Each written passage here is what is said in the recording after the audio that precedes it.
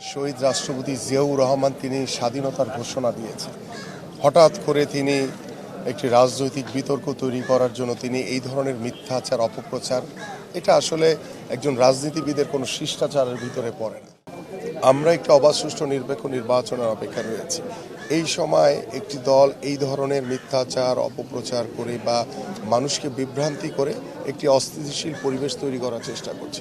But আমি আমার এলাকায় আলহামদুলিল্লাহ এখন পর্যন্ত আমরা সকল দলকেই আমি বিশ্বাস করি যে গণতান্ত্রিক অধিকার, তাদের প্রচারণা করার অধিকার রয়েছে এবং সেই জায়গা থেকে আমি আমার প্রচারণা করছি, তারা তাদের প্রচারণা করছে।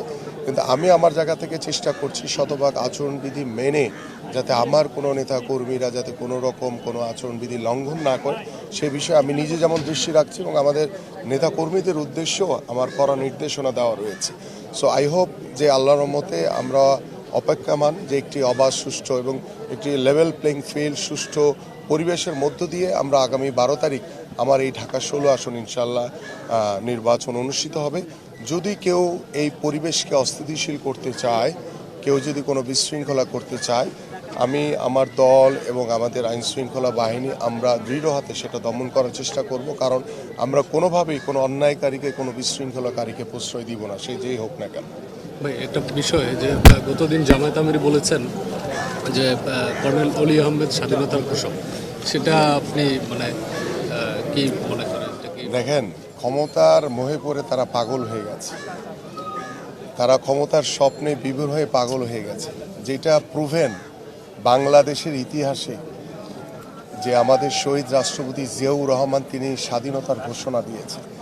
হঠাৎ করে তিনি একটি রাজনৈতিক বিতর্ক তৈরি করার জন্য তিনি এই ধরনের মিথ্যাচার অপপ্রচার, এটা আসলে একজন রাজনীতিবিদের কোনো শিষ্টাচারের ভিতরে পড়ে না।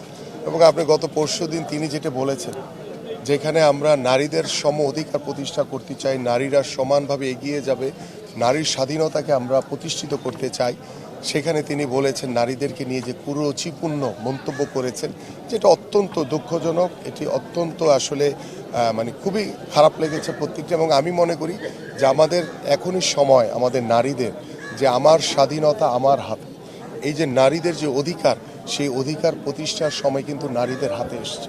সো আমি বিশ্বাস করি যে আমরা প্রত্যেকেরই দায়িত্ব হচ্ছে যে আমরা আমাদের এই সমাজকে সম অধিকারে প্রতিষ্ঠা করা, সমানভাবে যাতে নারী পুরুষ সকলেই যাতে এই সমাজের কন্ট্রিবিউশনের মাধ্যমে আমরা যাতে আমাদের একটি সুন্দর বাংলাদেশ, একটি শান্তিপূর্ণ, একটি মানবিক বাংলাদেশ আমরা গড়ে তুলতে পারি।